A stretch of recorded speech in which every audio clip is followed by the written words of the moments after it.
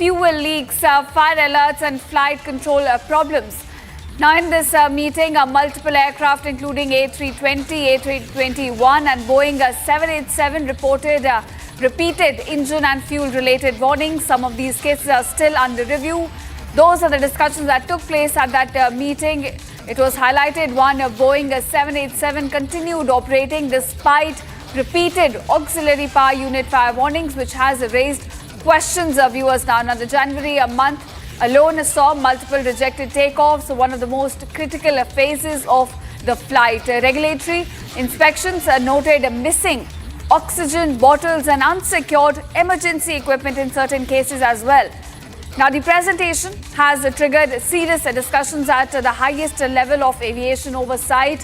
And in fact, the Republic has also been repeatedly asking these questions. Why are the aviation security norms not being followed? Why are the airlines not being held accountable for the lapses that in fact have been pointed out? My colleague who's been closely tracking this, Harsha, joins me.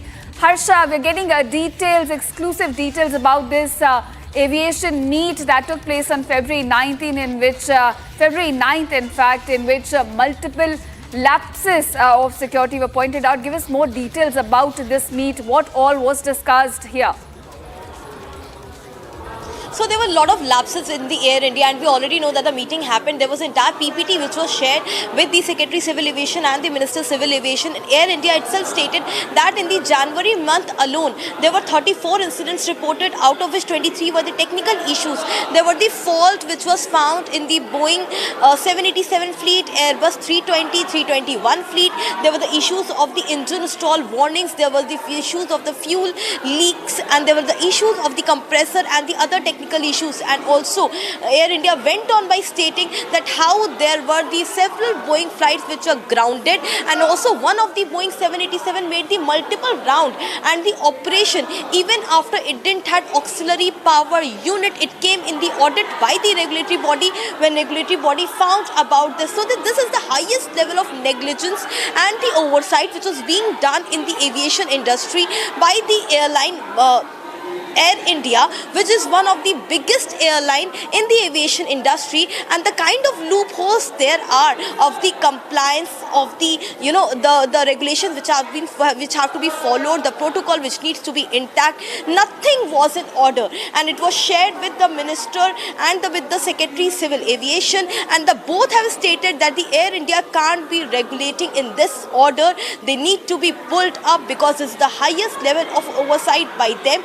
Then this aviation industry, such things can't go along, and therefore they have been asked, Air India has been asked to come up again and to revise and to keep in order the Boeing fleet and to give the detailed report exactly what has been done after January by Air India to ensure that there's a proper order in Airbus 320, 321 and Boeing 787 fleet. This is exclusive information which Republic has got its hands on the compliance, negligence, fuel issues, engine stall warnings, all the leakage and the technical errors which erupted in the Air India fleet of Boeing Airbus 320, 321, and how it was not made in order, how there was the lack of the auxiliary power unit, oxygen and other equipments in the aircrafts of Air India, which was shared in a PPT in a presentation given by Air India officials to the minister and to the secretary. Back to you. Right, Harsha. So basically, at large, the big aviation mess that Republic has been pointing out time and again was discussed at this meet with the Civil Aviation Secretary and the Minister on February 9th. I want to ask you, was there any plan of action which was also discussed, after the security lapses and the negligence was pointed out?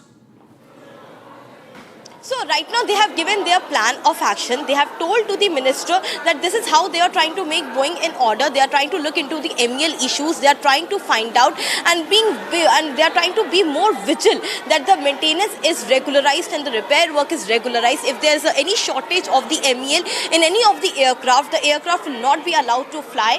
They have told minister that they will be doing all this. But see, the fact of the matter is we are sitting in February. We are speaking about it. 9th February was the meeting, and January was the starting of the month. Republic itself reported that how many issues were reported, technical issues were reported in so many Air India fleets.